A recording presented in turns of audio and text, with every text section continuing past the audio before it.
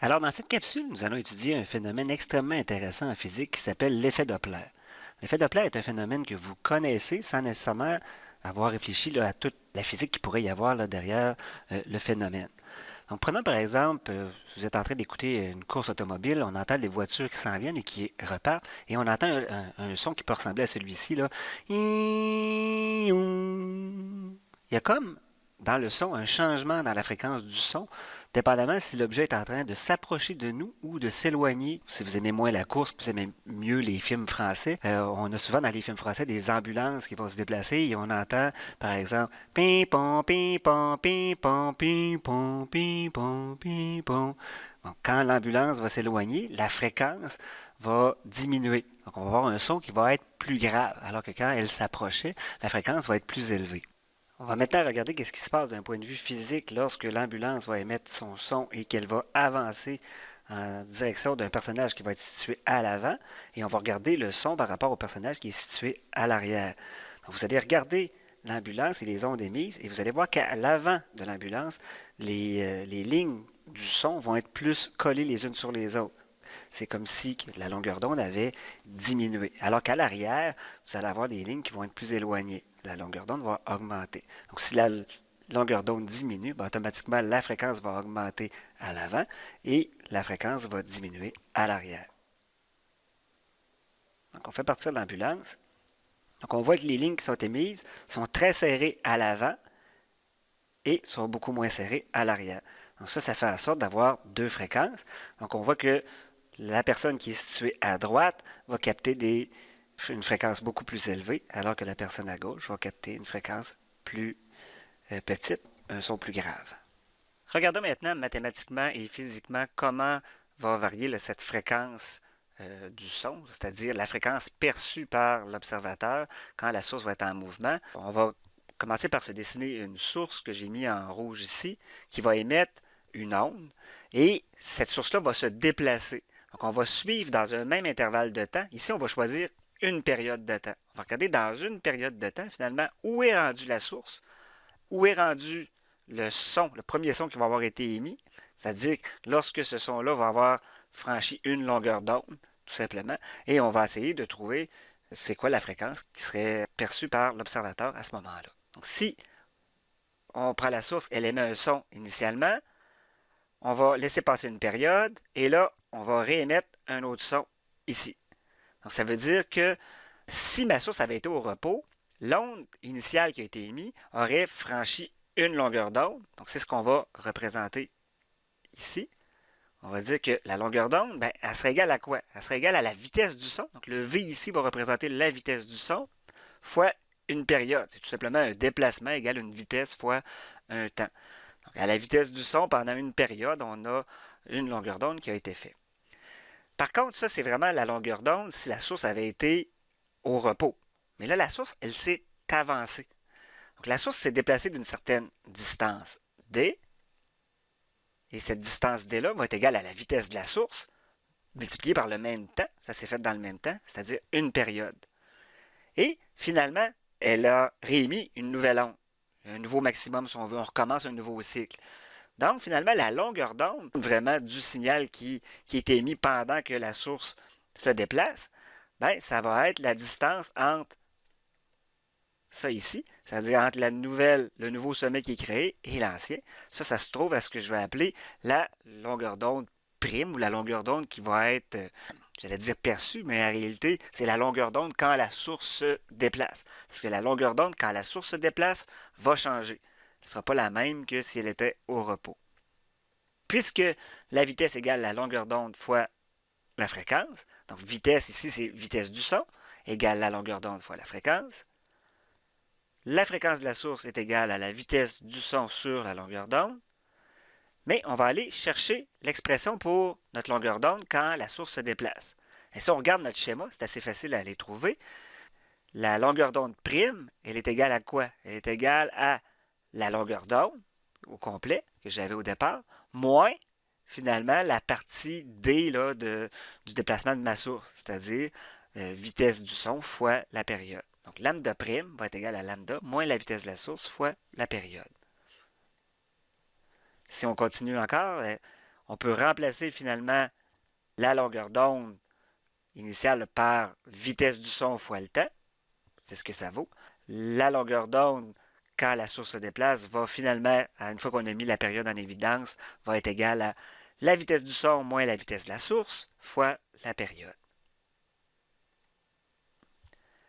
Donc la fréquence perçue, elle va être égale à quoi? Elle va être égale à la vitesse du son sur cette longueur d'onde quand la source se déplace. Ça va donc être égal à V sur la longueur d'onde prime est égale à V moins Vs fois la période. Et on va tout simplement venir remplacer la période. On sait que la période, c'est égal à 1 sur la fréquence. On va donc remplacer T majuscule là, par 1 sur F. La fréquence perçue va donc être égale à une espèce de fonction qui va venir multiplier la fréquence initiale. Mais cette espèce de fonction va être égale à V, vitesse du son, sur la vitesse du son moins la vitesse de la source. Ça va venir multiplier ma fréquence. Et là, on voit que si la source s'approche de nous, on sait que la fréquence devrait augmenter. Donc, si la source s'approche de nous, on voit que le terme d'en dessous va devenir plus petit à cause du moins qui est là. À mesure que la vitesse de la source augmente, le terme d'en dessous devient de plus en plus petit et finalement, la fréquence perçue va être de plus en plus grande. C'est comme ça qu'on peut calculer la fréquence qui va être perçue quand la source va se déplacer. Si elle s'éloigne, la source, eh bien, on va tout simplement mettre un plus en bas de telle sorte à faire apparaître une fréquence qui, elle, fréquence perçue, qui va être plus petite que l'original. Qu'est-ce qui arrive maintenant quand une source va se déplacer à la même vitesse que le son? J'ai mis ici un jet supersonique qui va se déplacer à la vitesse du son. Et vous allez voir qu'à l'avant du jet supersonique, il va y avoir un mur qui va se créer, un mur d'énergie, d'ondes sonores. Et finalement, pour être capable de franchir ce mur-là, ça va demander beaucoup d'énergie au jet pour être capable de le traverser. Regardez bien ce qui va se produire. Donc, le jet avance et il réémet toujours l'onde, si on veut, à partir de la même place, parce qu'il se déplace à la même vitesse que l'onde. À l'avant du jet, il va se créer tout simplement là, une superposition d'ondes qu'on appelle le mur du son, qu'il va falloir franchir pour le jet supersonique. Qu'est-ce qui arrive maintenant quand le jet va plus vite que la vitesse du son? On va dire à ce moment-là qu'on va franchir le mur du son, mais vous allez voir qu'à l'arrière du jet, il va se former une espèce de cône dont l'énergie va être très intense et qui va venir vaporiser là, même la vapeur d'eau qui pourrait être à l'arrière, et on peut visualiser l'espèce de cône. En fait, j'ai sorti une image ici d'un cas réel là, qui se produit. Donc, vous voyez l'espèce de nuage de vapeur là, à l'arrière qui se forme de façon conique. Donc, comment on peut expliquer ça? Eh bien, quand l'avion avance, comme ça ici, et dépasse la vitesse des ondes, mais on va voir apparaître tout simplement un cône à l'arrière qui va se former où l'énergie va être présente au moment où le jet va franchir le mur du son.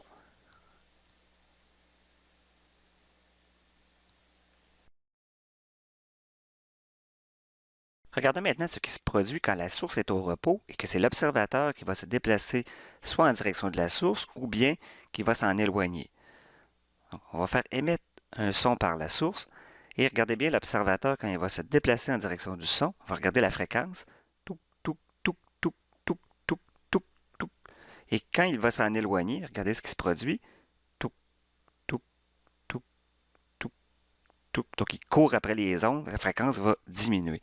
Quand un observateur va s'approcher de la source, la fréquence par rapport à la source elle-même va être plus élevée, c'est-à-dire la fréquence perçue va être plus élevée, et quand l'observateur va s'en éloigner, la fréquence perçue va diminuer. Donc, le son va devenir plus grave à ce moment-là. Regardons maintenant mathématiquement ce qu'on vient de voir quand la source est au repos et que l'observateur va se déplacer avec une vitesse que j'ai appelée ici VO pour vitesse de l'observateur, soit en direction de la source ou bien si l'observateur s'en éloigne. Ce qu'on peut dire, c'est que quand la source est au repos, la longueur d'onde ne changera pas. Regardez, la source va émettre des ondes et la distance entre chacune des lignes va toujours rester la même. La fréquence perçue va augmenter si l'observateur s'approche et va diminuer s'il s'en éloigne. En fait, c'est le nombre de lignes captées par l'observateur qui va changer. Ce n'est pas la distance entre les lignes. C'est un peu comme si on avait des vagues sur l'eau et si on ne bouge pas dans l'eau, on reçoit les vagues une après l'autre, selon la longueur d'onde de la vague. C'est-à-dire, il y a une distance entre les deux, à quelle vitesse les ondes s'en viennent. Par contre, si on court en direction des vagues, ben, on va augmenter le nombre de sommets qu'on va recevoir par seconde, qui serait la fréquence qui serait maintenant perçue. Mais c'est bien important de retenir que quand la source est au repos, la longueur d'onde ne changera pas. C'est vraiment juste la perception de la fréquence qui va changer, la fréquence perçue par l'observateur. Donc, notre longueur d'onde ici, elle est toujours la même. Je l'ai appelée lambda. On va repartir de notre expression de départ V égale lambda F. La longueur d'onde va donc être égale à V sur la fréquence de la source. V étant bien sûr la vitesse du son ici. La fréquence perçue, ça va être égal à une vitesse relative que j'ai appelée V', qui va dépendre du mouvement relatif entre le son et l'observateur.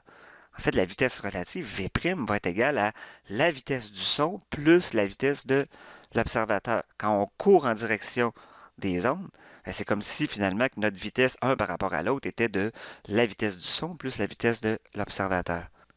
Finalement, la fréquence perçue va être égale, je remplace le V' dans mon expression et j'obtiens V plus V0 sur lambda. Et on sait que lambda est égal à V sur F, donc je vais remplacer le lambda par V sur F et on va obtenir finalement que la fréquence perçue va être égale à V, la vitesse du son plus la vitesse de l'observateur sur la vitesse du son. Tout ça multiplié par la fréquence de la source. Donc c'est ce qu'on obtient à la fin. Nous allons maintenant généraliser l'équation de l'effet Doppler en regardant si la source et l'observateur étaient en mouvement un par rapport à l'autre.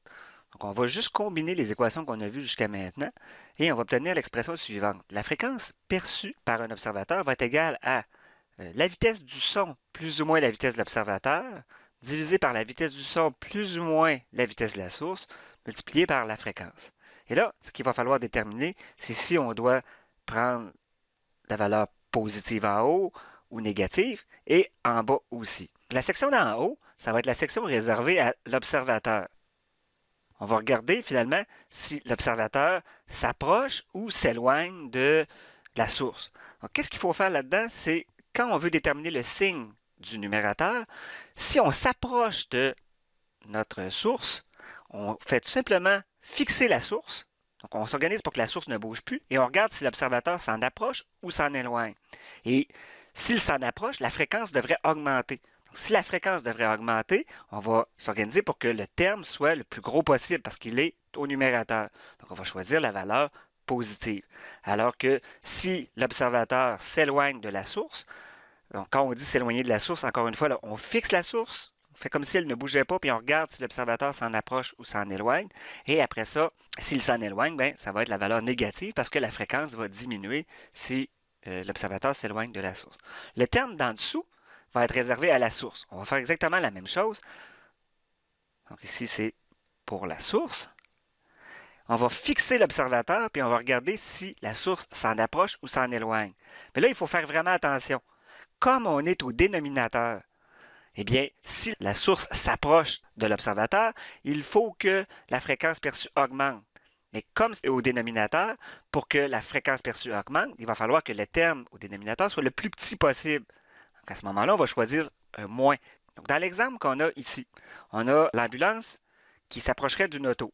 Donc les deux, finalement, s'en viendraient face à face, là, et on voudrait savoir ce serait quoi la fréquence perçue par une personne qui serait dans la voiture. Eh bien, on commence par regarder le terme d'en haut, donc celui lié à l'observateur. On fixe l'ambulance.